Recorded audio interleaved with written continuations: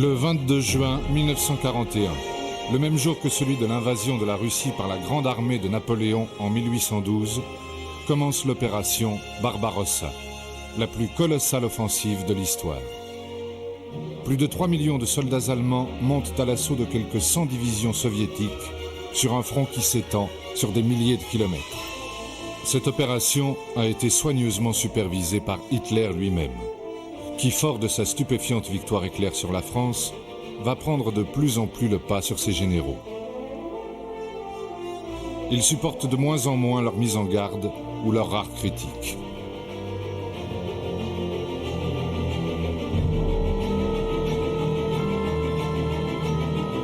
Malgré de nombreux avertissements, dont ceux transmis par Sorg, correspondant allemand à Tokyo, qui communiquera dès le mois de mars 1941 au Kremlin tous les détails du plan d'invasion, Staline se refuse de croire à l'imminence d'une attaque allemande.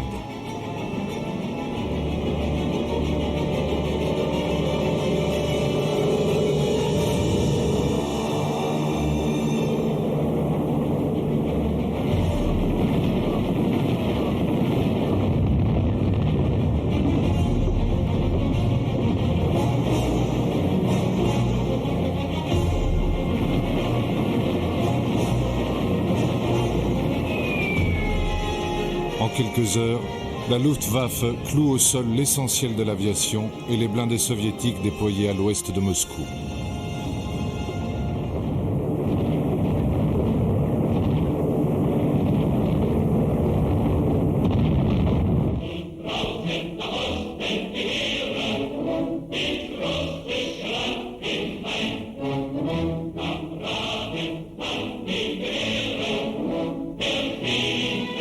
Le début de la campagne semble donner raison à Hitler, qui prévoyait un effondrement rapide de l'armée rouge. En moins d'un mois, un quart de la Russie d'Europe est conquise.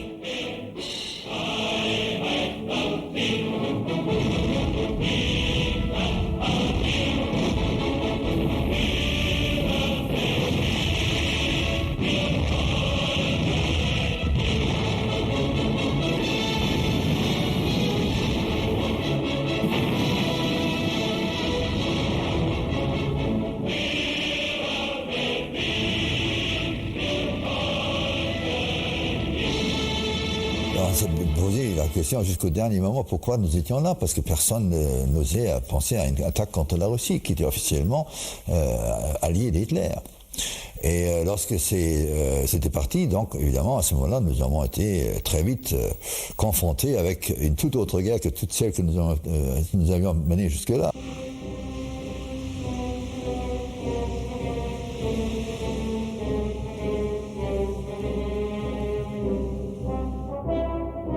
Du côté soviétique, on se sent trahi par l'Allemagne. Un traité d'amitié et de non-agression préparé par le voyage de Molotov à Berlin et qui avait pris de court le monde, n'avait-il pas été signé le 23 août 1939 ? De plus, dans un protocole secret, lié au traité et qui sera nié par la propagande soviétique jusqu'en 1989, les territoires perdus par les bolcheviks pendant la guerre civile avaient été rendus à l'URSS.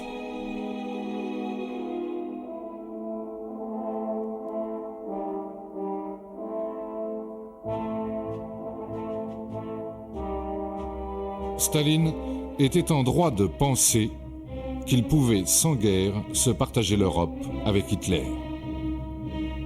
Le pacte germano-soviétique ouvrait en fait la porte au deuxième conflit mondial. Hitler n'avait fait qu'une bouchée de la Pologne, écrasée sous les bombes et dont les divisions à cheval ne pouvaient rien contre les panzers.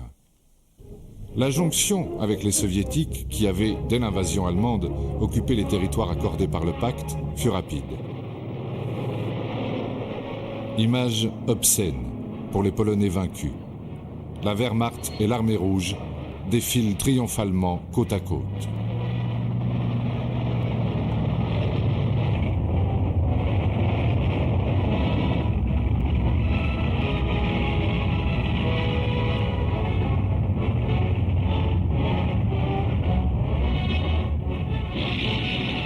Pour justifier le traité de non-agression germano-soviétique, la propagande de Staline invoquera la nécessité de gagner du temps. Mais le répit gagné ne pouvait être suffisant pour réorganiser une armée rouge décimée par les purges et qui, de plus, n'avait pas été mise en état d'alerte.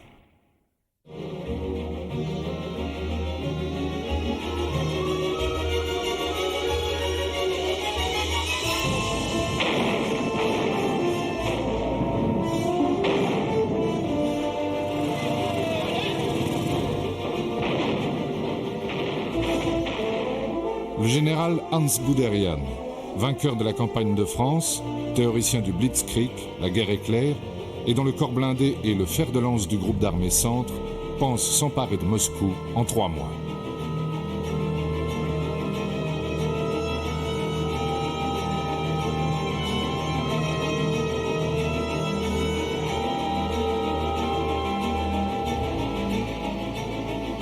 Les unités de l'armée rouge se battent durement, mais sont hors d'état de reprendre l'initiative.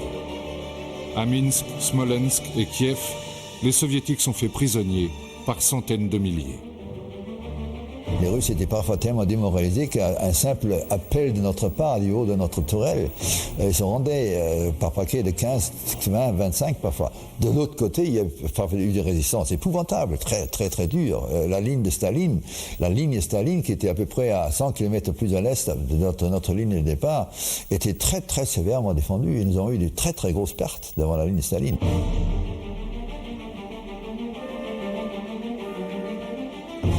Staline et la Stavka, l'état-major soviétique, n'ont pas encore pris la mesure de l'ampleur de la percée allemande.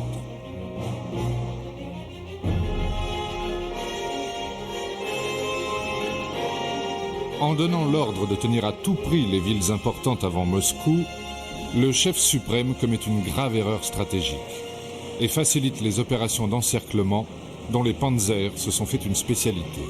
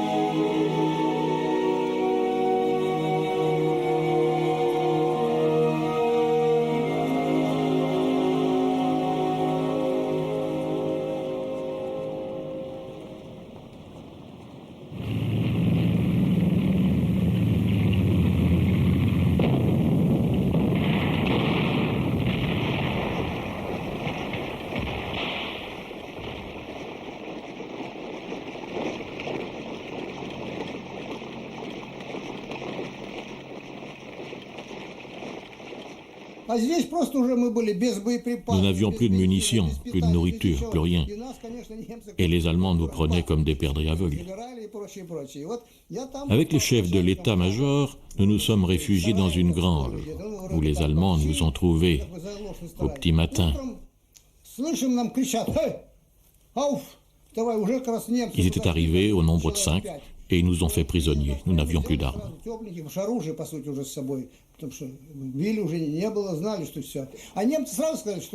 Les Allemands disaient « Nous ne pensions pas avoir autant de prisonniers. Nous n'avons pas de quoi vous nourrir. » Car en octobre, il y avait déjà 5 millions de prisonniers. Ces 6 armées, avec une vingtaine de généraux prisonniers, des centaines de colonels et 600 000 prisonniers, presque tout le front sud-ouest s'est retrouvé prisonnier. Joukov ne cessait de demander à Staline de les retirer de cette poche. Mais Staline disait de les maintenir sur place pour contenir l'avancée allemande, et les Allemands étaient déjà 100 km plus à l'est, il n'y avait plus rien à faire.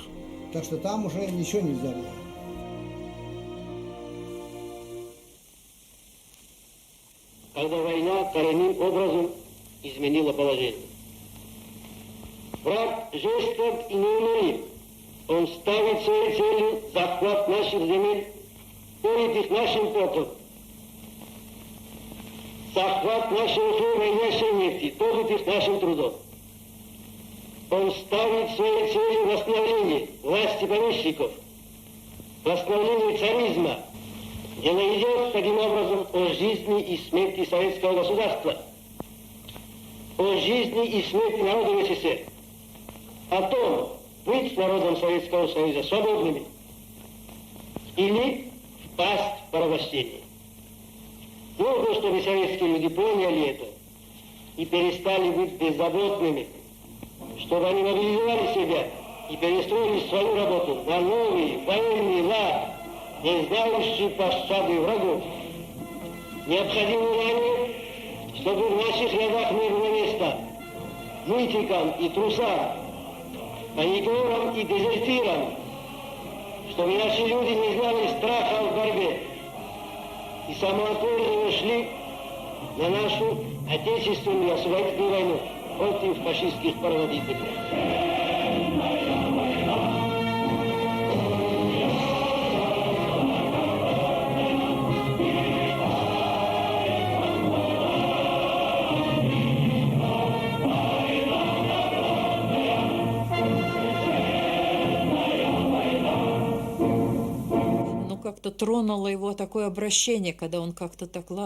On a été touché par ce nouveau ton quand il nous a dit que la situation était critique et que nous devions tous faire quelque chose. Ce n'est pas que son discours ait réconforté, mais il était nécessaire, on l'attendait et tout le monde a aimé l'entendre.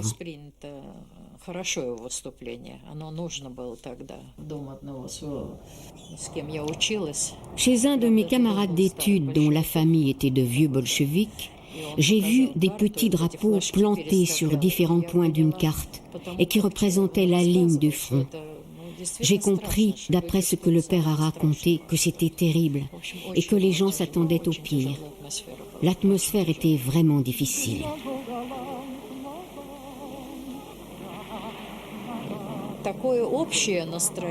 Quant à l'état d'esprit général, beaucoup ne disaient rien, mais pensaient que les Allemands étaient une nation civilisée, qu'ils viendraient pour liquider ce système, les kolkhozes, les répressions, et qu'ils apporteraient quelque chose de positif.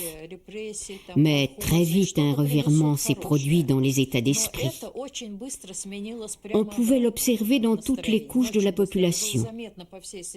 Dès qu'on a commencé à apprendre que sur les territoires occupés, les Allemands commettaient des exactions vis-à-vis de la population, qu'ils exécutaient, qu'ils pendaient des gens, là, l'attitude envers les Allemands a changé.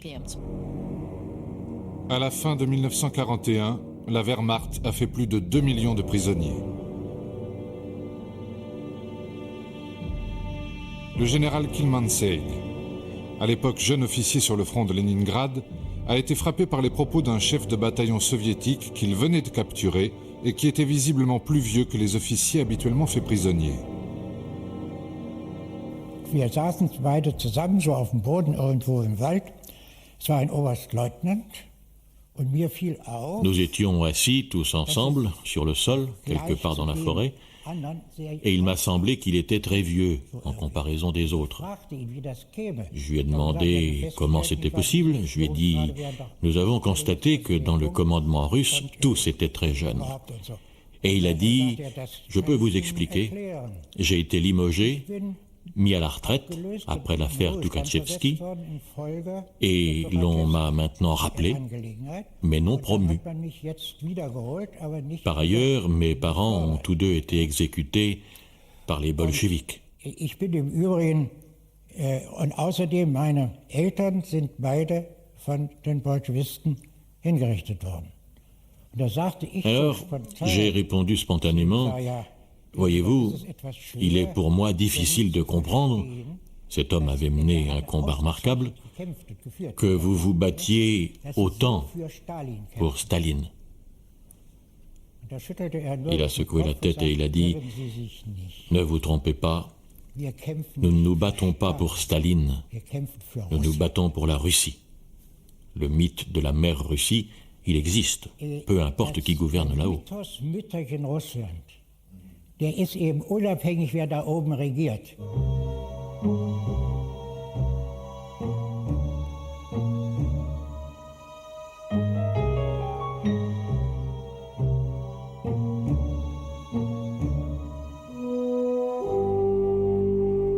Pour les Ukrainiens, première victime de la grande famine des années 30 et de l'impitoyable répression menée par le NKVD contre les nationalistes, la mère Russie était plutôt une marâtre. L'accueil triomphal qu'ils firent aux Allemands entretint l'illusion d'une fin rapide de la guerre.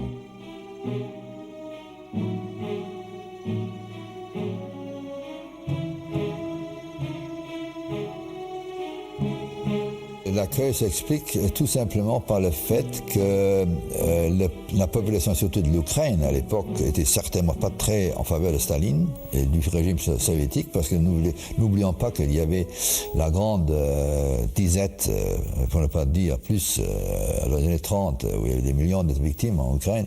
Donc ils nous ont aussi vraiment comme le libérateur, et ils étaient très anti-staliniens. L'offensive proprement dite sur Moscou, que Guderian espère finale, commence le 30 septembre 1941. Au début de l'hiver, les Panzers sont à 25 km du Kremlin.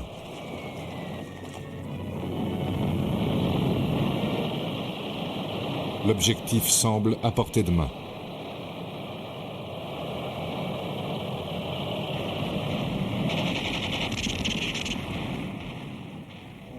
Staline ne peut pas se permettre de perdre la capitale. Pour galvaniser la population, il va s'adresser à nouveau au pays.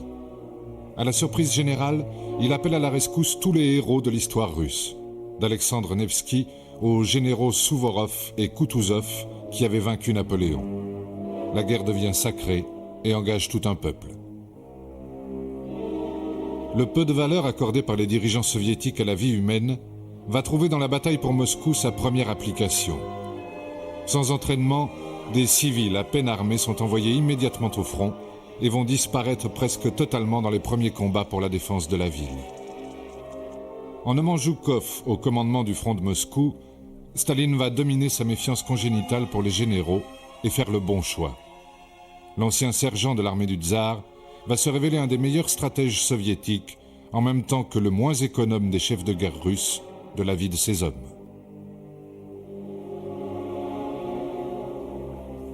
Жуков – это очень грамотный, твердый. Zhukov est un homme très autoritaire, très instruit, très ferme, qui n'avait pas peur de dire la vérité à ses supérieurs, de défendre ses propositions. Et cela ne plaît pas à tous les supérieurs. Pendant la guerre, Staline s'est rendu compte qu'on ne pouvait pas se passer de Zhukov. Il faut le dire, Zhukov a sauvé Leningrad, et Moscou. и задал потом вопрос, Quand Staline l'a fait venir de Leningrad, удержим il lui a мы posé la или question. нет. Sauverons-nous Хотя Moscou? правительство уже было всё в Le Куйбышеве, gouvernement и в était Куйбышеве déjà à был Kuibyshev, подготовлен кабинет où для un Сталина. bureau était prêt pour Staline. Ils étaient préparés à quitter Уже, Moscou. по сути дела, Ils n'avaient aucune оправдывалась certitude. задача Москвы. То есть не было уверенности. Et à cette question de Staline, А когда он Joukov задал a répondu вопрос Жукову « Oui, прямо, nous sauverons Moscou ». удержим Москву, Жуков сказал, удержим. Und die sibirischen Divisionen kamen Les divisions de Sibérie sont alors arrivées de façon étonnamment rapide pour nous, et en marchant qui plus est. Ma division a été attaquée le 6 décembre par 2 divisions sibériennes. Nous avons constaté que la majorité de ces divisions de Sibérie venaient de marcher pendant 6 semaines, et elles n'avaient pas été transportées. Et elles étaient arrivées 2 jours auparavant seulement, et n'avaient donc eu qu'1 jour de repos. Je signale ce fait parce qu'il montre ce que peut le soldat russe. Pour cela, il était meilleur que le soldat allemand, mais pas pour la formation. Là, c'était nous les meilleurs. Sowas konnte besser als der Deutsche. Nicht ausbildungsmäßig taktisch. Da waren wir besser.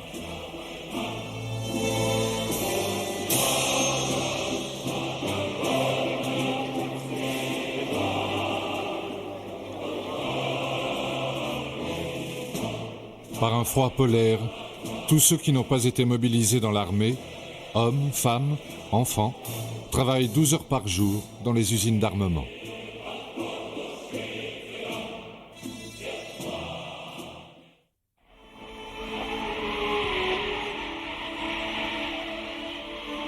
La guerre à l'Est tourne à l'apocalypse. La Wehrmacht n'a pas d'équipement d'hiver et son matériel est inadapté aux conditions climatiques extrêmes. L'hiver est précoce et tout de suite glacial. Par moins 40, tout blessé non secouru dans le quart d'heure meurt gelé.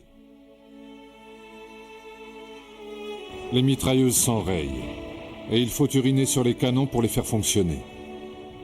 Les soldats allemands découvrent les poux qui leur transmettent le typhus et qui les accompagneront pendant toute la guerre. En voyant ces images, ça m'a fait revivre ces scènes terribles de l'hiver 41-42 que j'ai vécu pendant toute la longueur. L'irruption de l'hiver s'est faite à peu près à la fin de novembre et la température a baissé jusqu'au record absolu fin janvier 42, toujours dans la région de Kursk à moins 53. Je me souviens qu'un de mes frères m'a raconté que les Russes leur avaient dit les petites bêtes qui vivent dans la terre, ils se sont mis beaucoup plus profondément dans la terre cette année. C'est toujours un signe d'un très grand froid. Donc nous étions quand même spirituellement, si on veut dire, préparés à une épreuve. Mais nous ignorions complètement que c'était à telle échelle.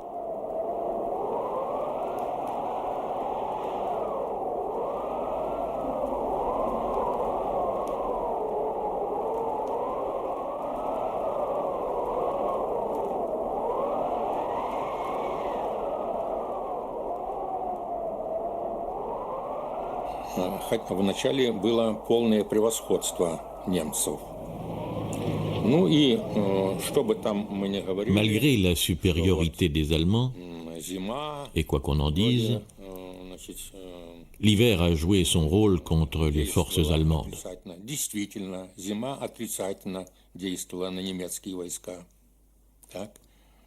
Я их сам видел. J'ai moi-même vu leur état pitoyable Легко одеты и хотели et leurs vêtements légers до наступления avant l'offensive sur Moscou быть в Москве qu'ils comptaient prendre avant l'hiver. на параде. Но этого не получилось. И вот это тоже, техника у них не была подготовлена для таких действий, таких морозных условиях. Так? Вот очевидно, Et puis leur équipement n'était pas conçu pour ces conditions de combat. та техника, которая была на водяном охлаждении и так дальше. Они даже использовали Leur refroidissement par eau gelait et ils utilisaient nos voitures les voitures Il-5, prises au combat, parce que les leurs ne pouvaient pas avancer dans des neiges trop profondes.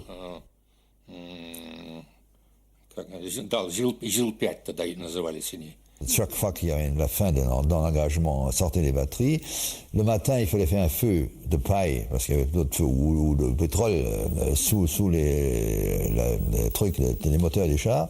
Et il fallait redémarrer à la marée belle. Tout ça, ça prenait énormément de temps. Donc, on n'était pas capable de réagir très vite à une attaque surprise.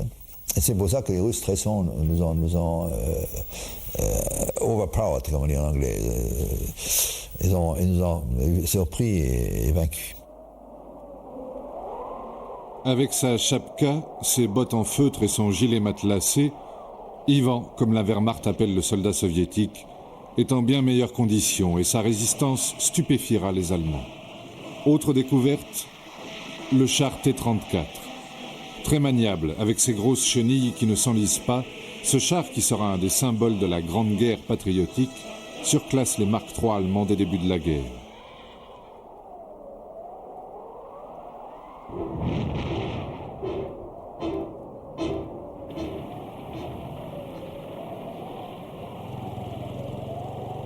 La contre-offensive, montée par Zhukov, commence le 5 décembre. Gardés en réserve, bien entraînés et équipés pour le froid, les régiments sibériens, à peine arrivés à Moscou, partent à l'assaut des éléments avancés allemands. En 10 jours, la Wehrmacht est contrainte de reculer de près de 100 km. Moscou est sauvé.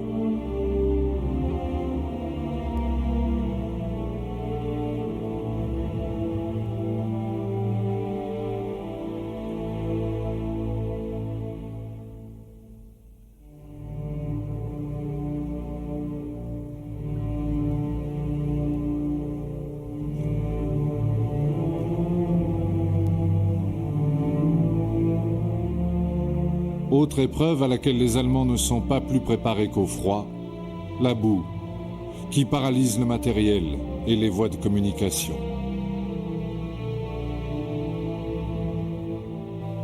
Le pire moment était la célèbre période de la boue, la Sputska, comme les Russes l'appellent, où le ravitaillement n'arrivait plus. La distance entre le premier char de notre division et le dernier camion de ravitaillement était de 300 km à l'époque. Donc on ne comptait plus du tout cela, mais il n'y avait pas de cigarettes, il n'y avait pas de courrier, des courriers pendant les semaines, pas de courrier, il y avait donc rien, tout ce qui devait normalement arriver par derrière. Et les roulantes ont réapparu au moment des premiers froids, parce que là, ils pouvaient rouler à nouveau. Und waren doch die Sterne der Heimat nicht. À ce moment crucial de la guerre, que le monde entier croyait perdu par l'URSS, l'aide des alliés occidentaux va jouer un rôle essentiel. D'abord sur le plan du ravitaillement des grandes villes. Les rations K, aliments conditionnés américains, y gagnent le surnom de deuxième front. En moins d'un an, le gouvernement soviétique a réussi à délocaliser l'essentiel de l'industrie d'armement dans l'Oural. 1500 usines vont bientôt produire plus de blindés et d'avions que celles du Troisième Reich.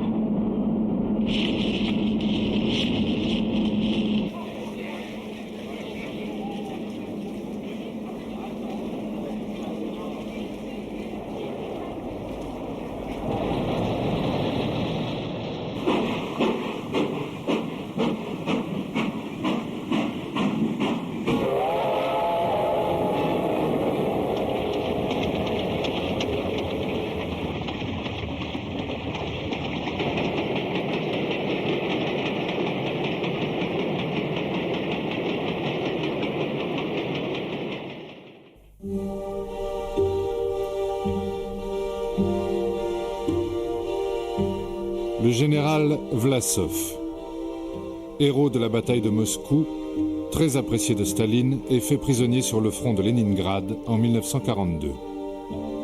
Grand succès pour l'Abwehr, le contre-espionnage allemand, qui estimait dès 1941 que pour vaincre l'URSS, il fallait s'appuyer sur l'anti-stalinisme et favoriser une guerre civile.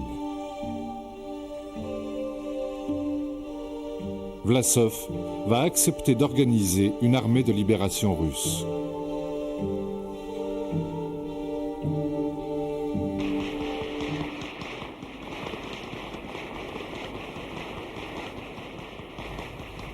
Своей целью комитет освобождения народов России ставит свержение сталинской тирании, освобождение народов России от большевистской системы и возвращение народам России прав, завоеванных им народной революцией 1917 года. Прекращение войны и заключение почетного мира с Германией. Создание новой свободной народной государственности без большевиков и эксплуататоров. Офицеры и солдаты Красной Армии, прекращайте преступную войну против направленную к угнетению народов Европы. Обращайте оружие против большевистских узурпаторов, поработивших народ России и обрекших их на голод, страдания и бесправие. En 1944, les Vlasov seront plus de 150 000. Si l'on ajoute ceux que dans la Wehrmacht on appelle les Iwiz, soldats auxiliaires qui combattront à ses côtés, on arrive au chiffre considérable d'1,5 million de Russes qui ont servi sous l'uniforme allemand.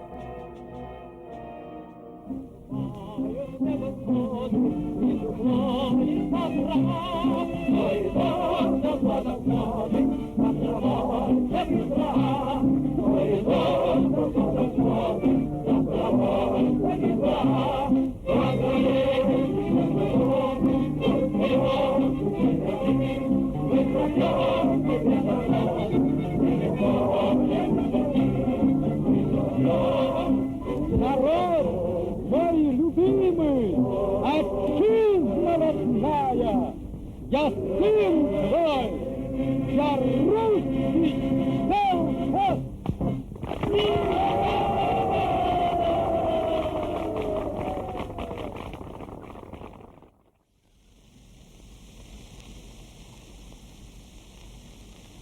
Découvert par les Allemands en 1943, le massacre de Katyn, perpétré par le NKVD et des unités de l'Armée rouge, qui ont exécuté en 1940 près de 30 000 officiers et cadres polonais, dont 4 000 rien qu'à Katyn, révèle au monde l'ampleur des persécutions exercées par les soviétiques contre les peuples non russes.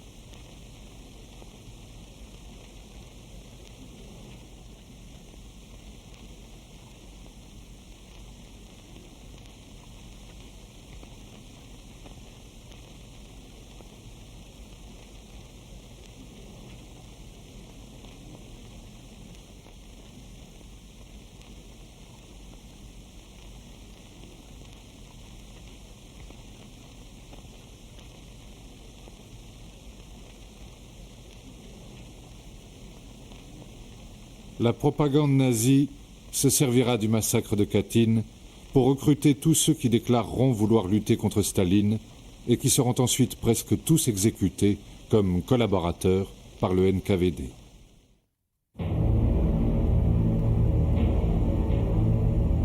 Un des grands ordonnateurs de la politique de collaboration dans les pays de l'Est fut Hermann Göring, le plus cynique et le plus corrompu des hiérarques du Troisième Reich. Ayant la haute main sur toute l'économie de guerre, son voyage en Ukraine avait pour but de dresser un inventaire des possibilités des territoires occupés, en particulier le recrutement des sous-hommes slaves pour participer à ce que les nazis appelaient la bataille du travail.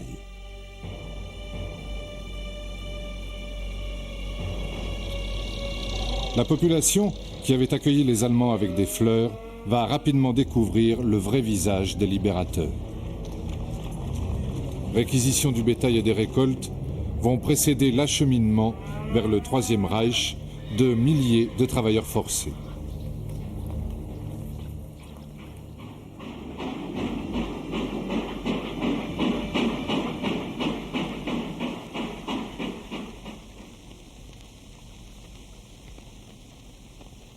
En fait, ceux qui voulaient abattre Staline et son régime se sont rapidement retrouvés aux côtés de ceux qui ont commis pendant cette guerre autant et même plus de crimes que les bolcheviks antérieurement, les Einsatzgruppen, SS et la Gestapo.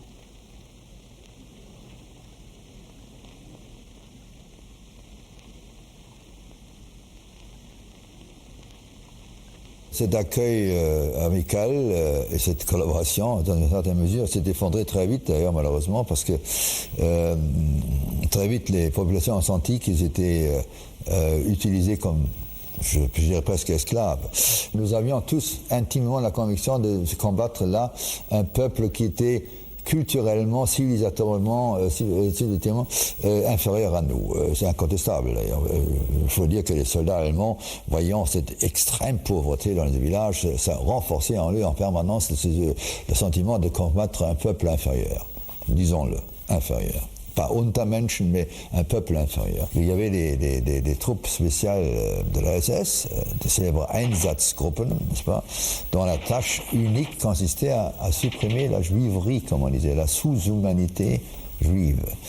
Mais ça, c'est des choses que les troupes de soldats combattants ne savaient absolument pas, parce qu'ils n'avaient tout simplement pas le temps, à moins que par hasard, à l'occasion d'un renvoi en arrière pour aller chercher quelque chose en arrière, vous voyez ça par hasard. Mais surtout l'administration nazie, qui avait très vite pris possession des pays, des territoires conquises, ils ont établi très vite un système de très rigide, n'est-ce pas, d'exploitation, et ils ont utilisé la population civile massivement pour les travaux vraiment d'esclavage. Donc tout ça, ça convergeait à faire détester le soi-disant libérateur. Plus d'1 million de Juifs seront tués pendant la guerre à l'Est. Certains éléments de la Wehrmacht participeront aux exactions.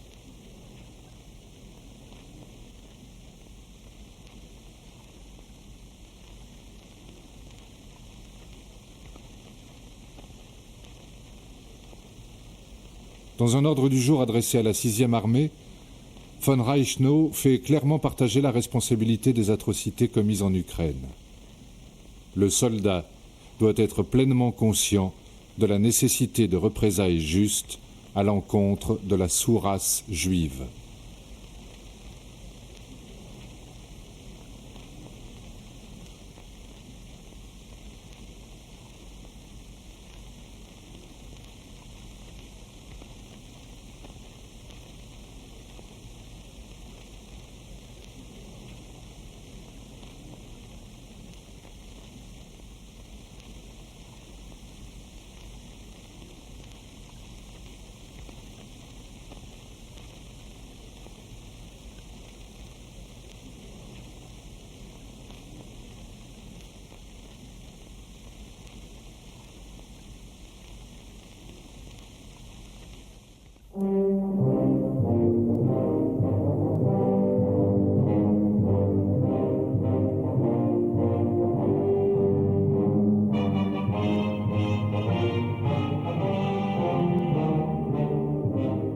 Remettant à plus tard, sur l'injonction d'Hitler, l'offensive décisive sur Moscou, les Allemands déferlent vers le sud. La petite Russie et ses steppes brûlantes et infinies finiront par dévorer la Wehrmacht.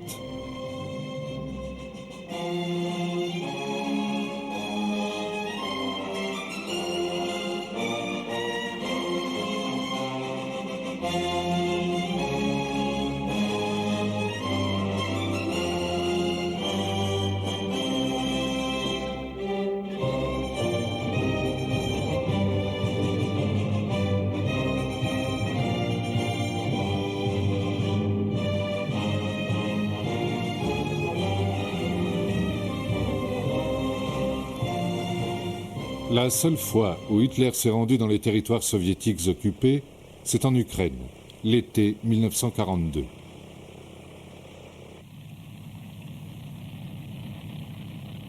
Il est convaincu que la guerre à l'Est se gagnera autant sur le plan économique que militaire. Son obsession, s'emparer du blé d'Ukraine et du pétrole du Caucase.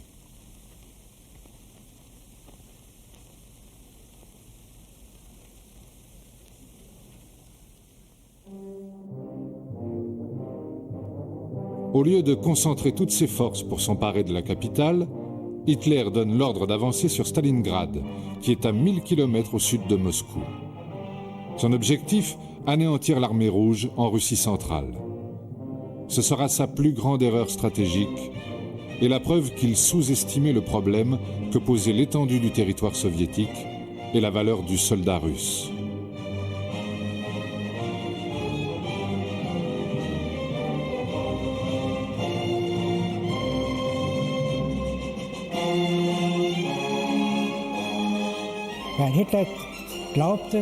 Hitler a cru que l'armée soviétique était vaincue et elle ne l'était justement pas.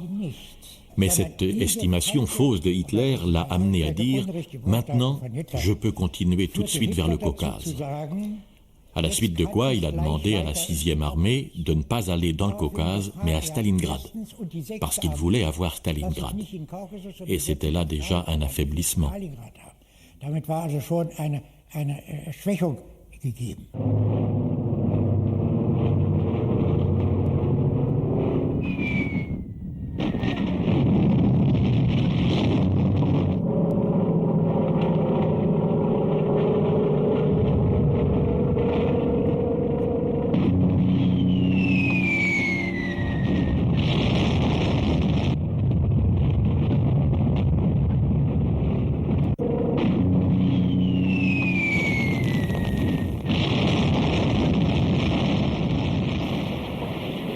Dès la fin de 1941, le rapport des forces commence à s'inverser en faveur de l'armée rouge.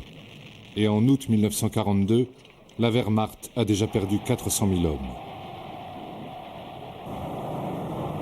Les premiers jours de la bataille, la Luftwaffe écrase la ville sous un tapis de bombes.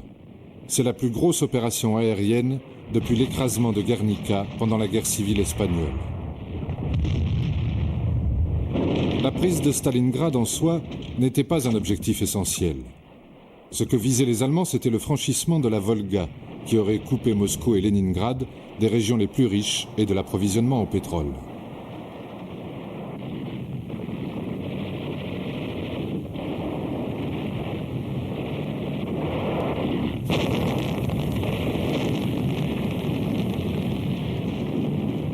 Dès l'entrée des Allemands dans la ville, en août 1942, à la guerre éclair du début va succéder une guerre de rue d'un autre âge. Une Rattenkrieg, une guerre de rats, comme l'appellent les Allemands, qui va durer 6 mois, où il faut conquérir au corps à corps chaque rue, chaque immeuble, chaque tas de pierres. Dans cet enfer, quelques milliers de civils survivent. Ils découpent les cadavres des chevaux, vont chercher l'eau la nuit dans la Volga, et les enfants récupèrent du blé d'un silo resté intact en rampant sous le tir des patrouilles allemandes.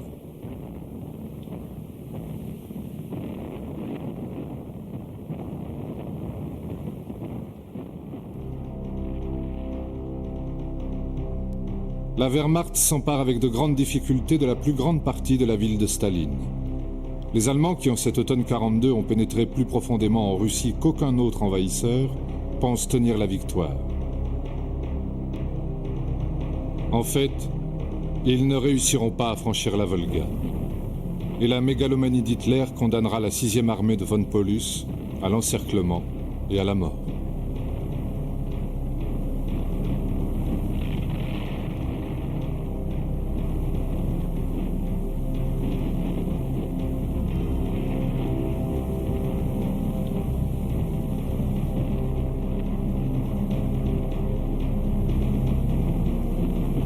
La contre-offensive soviétique commence le 19 novembre 1942 sur 3 fronts.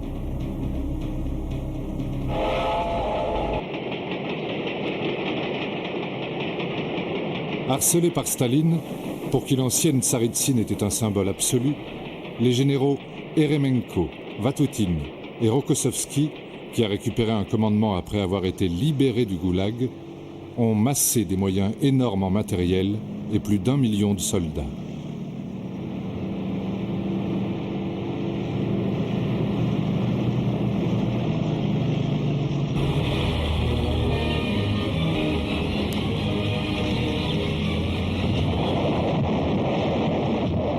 « 60% du potentiel blindé soviétique est affecté à l'opération Uranus, nom de code de la contre-offensive.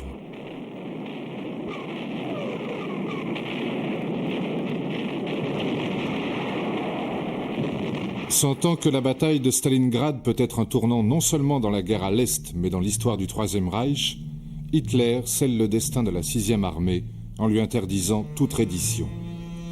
À Noël, Göring et la Luftwaffe ayant échoué à établir un pont aérien, la situation est désespérée.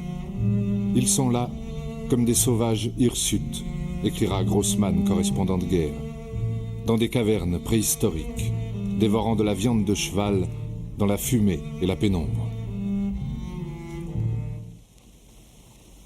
Dès le début de la guerre et durant la première phase de la bataille, quand Stalingrad pouvait, sous la poussée allemande, être considéré comme perdu, les désertions se sont multipliées dans les rangs russes, au début très mal lotis en ravitaillement et en munitions. Les soldats doivent ajouter à leur souffrance la répression exercée par le Smerch, le département spécial du contre-espionnage soviétique. Ces unités arrêtent à l'arrière ceux qui reculent et fusillent tous ceux qui sont soupçonnés de désertion.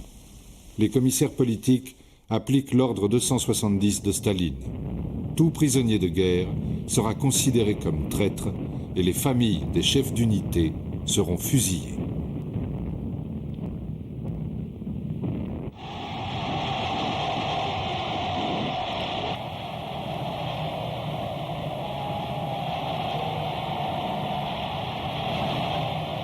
Après l'encerclement de la 6e armée réalisé dès le 22 novembre, c'est Rokossovski qui donnera le coup de grâce aux Allemands.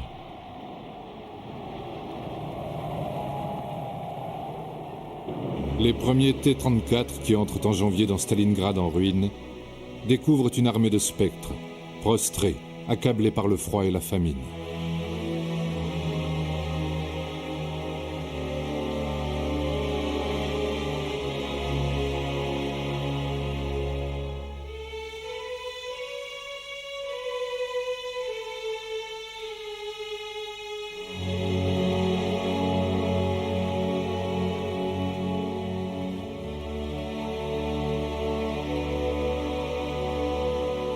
Sur les quelques 300 000 hommes qui occupaient Stalingrad, 90 000 seulement ont survécu.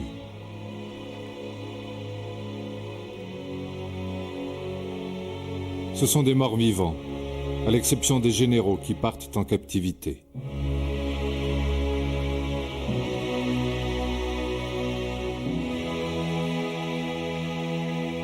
Taraudé par la dysenterie, visiblement en état de choc, von Paulus, qui a été fait in extremis maréchal par Hitler, quitte le 31 janvier son quartier général et se rend avec son état-major.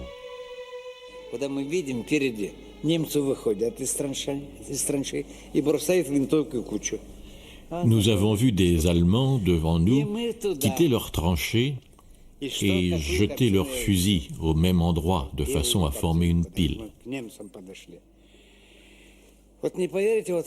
Alors nous sommes allés les voir. C'était intéressant de voir ce qui se passait là-bas. Et là, vous ne nous croirez pas, il y avait des cadavres gelés qui étaient entassés sur une longueur comme celle de cette salle, c'est-à-dire sur une centaine de mètres.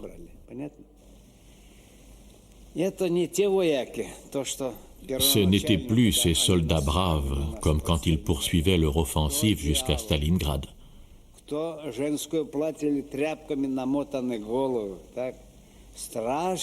Certains avaient des couvertures enroulées autour de la tête, d'autres des fichus ou des robes de femmes. Ils faisaient pitié à voir. Ils avaient des chiffons enroulés autour des pieds, C'étaient des ersatz de bottes. Ils avaient même fabriqué des chaussures avec de la paille. Ils étaient très doués pour fabriquer différentes choses. Ils avaient donc fabriqué des espèces de galoches qu'ils mettaient sur les bottes pour avoir moins froid. On l'appelait ersatz de bottes. Certains d'entre nous qui devaient s'occuper des chevaux, car nous avions quelques chevaux, défaisaient ces bottes pour nourrir les chevaux avec la paille. Voilà, je vous ai dressé le tableau. Maintenant, ils avaient tant de poux. Quand on voyait des tués dont les corps n'avaient pas encore refroidi, on pouvait voir des poux même sur les coutures de leur uniforme. C'était l'état de leur armée.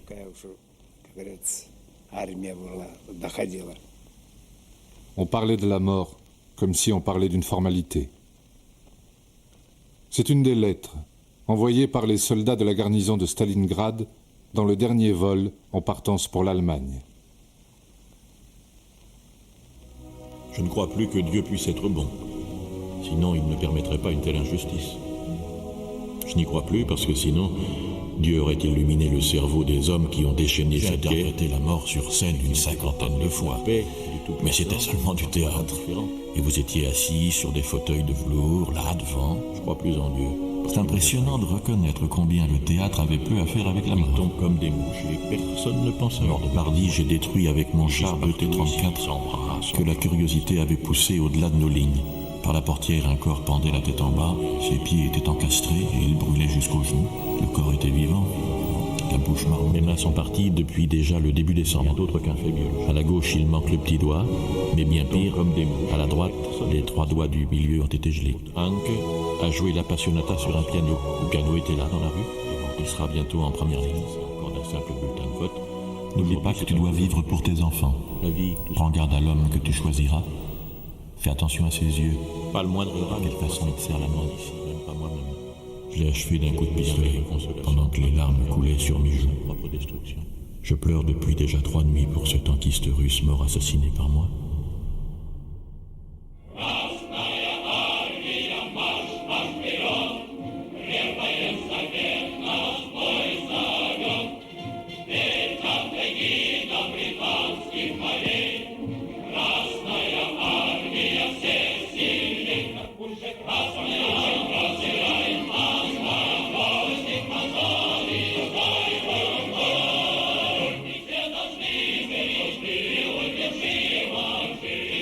Les Soviétiques ont perdu 500 000 hommes pour reconquérir la ville de Staline. Ce n'est pas encore le vrai tournant de la guerre, mais c'est une immense victoire sur le plan psychologique. Pour l'Allemagne, c'est la plus grande défaite militaire de son histoire. Goebbels et les hiérarques nazis cherchent à transformer la chute de Stalingrad en une geste héroïque. Ces hommes sont morts pour que l'Allemagne puisse vivre, clame la radio. Mais les symboles ont changé de camp. Les Soviétiques savent maintenant que la victoire est à leur portée.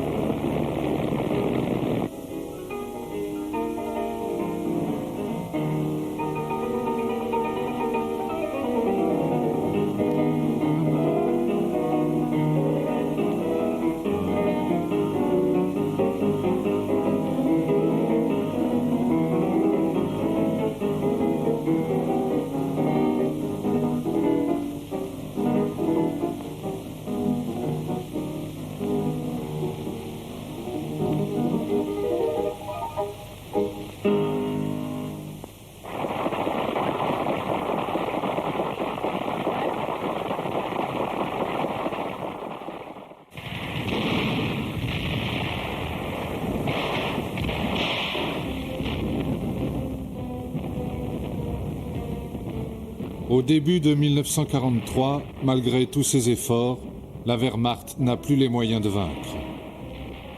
La guerre en devient plus bestiale. Le pacte avec la mort qu'ont signé les jeunes nazis entraîne toute une armée dans la barbarie.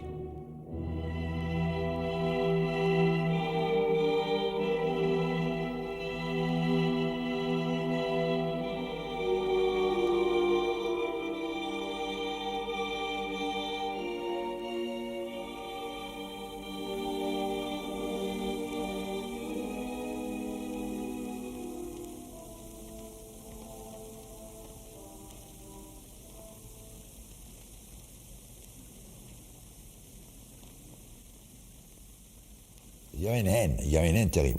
La haine des Russes contre l'envahisseur. En plus de la haine des Russes contre l'envahisseur qu'ils avaient surpris, qu'ils avaient trahi. N'oublions pas que Hitler avait cassé le traité qu'il avait conclu avec Staline en 1939. Donc tout ça, ça a contribué à créer un climat très, très, très haineux et très intolérant.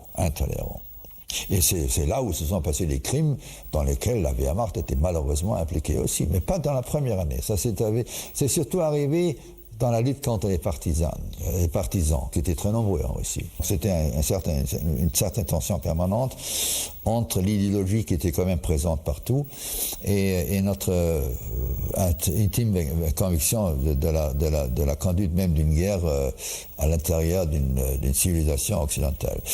Mais le communisme, le bolchevisme, ça c'était vraiment une chose qui était très présente dans notre esprit. Et l'armée rouge était vraiment l'armée de la révolution mondiale, qu'il fallait combattre pour empêcher que ça puisse enrayer jusque dans l'Allemagne. Mais entre les jeunes officiers et les plus anciens, il y avait très nettement une certaine tension en ce qui concerne l'idéologie, parce que les jeunes étaient beaucoup plus indoctrinés, plus influencés même par le nazisme que les vieux, naturellement. Et ceci s'est amplifié encore tout le long de la guerre, parce que avec les horribles pertes que nos divisions avaient au fur et à mesure que la guerre devenait plus dure, surtout à partir de 42-43, les jeunes officiers qui arrivaient pour remplacer ceux qui étaient tués étaient beaucoup plus nazis que ceux qui étaient avant eux. En 1944, c'est le premier défilé de prisonniers allemands à Moscou. Ceux d'entre eux qui survivront ne rentreront en Allemagne que 10 ans plus tard.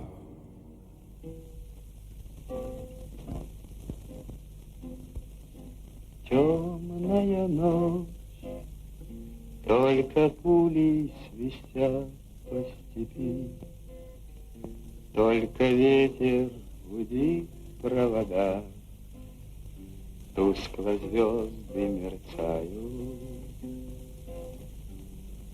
В темную ночь ты, любимая, знаю, не спишь, и у детской кровати тайком ты слезу утираешь. Как я люблю глубину твоих ласковых глаз, как я хочу к ним прижаться сейчас губами. Темная ночь разделяет, любимая нас, и тревожная черная степь пролегла между нами. Верю в тебя, дорогую подругу мою, эта вера от пули меня темной ночью хранила. Радостно мне, я спокоен в смертельном бою, знаю, встретишь с любовью меня, чтоб со мной не случилось.